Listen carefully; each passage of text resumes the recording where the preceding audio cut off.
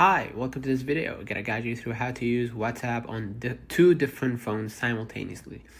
Now, you can use the same WhatsApp account on up to 4 different phones at the same time using the app's native link as a companion device feature.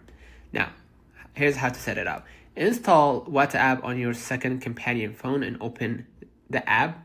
All right, so I'm gonna show you here. I already downloaded WhatsApp, so I'm gonna hit agree and continue. Allow notifications.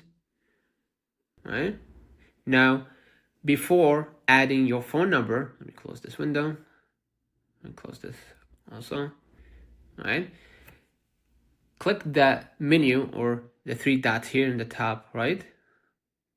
Okay, and select the first option, link as companion device. Now a QR code will appear.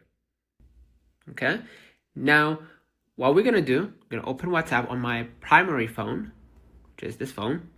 Click U at the bottom right. Press link devices. Inside, we're gonna press link a device. Confirm via facial recognition. Hit OK.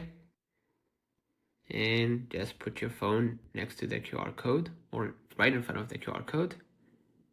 And now, basically, that's it. You will wait until the conversation or chat sync simultaneously.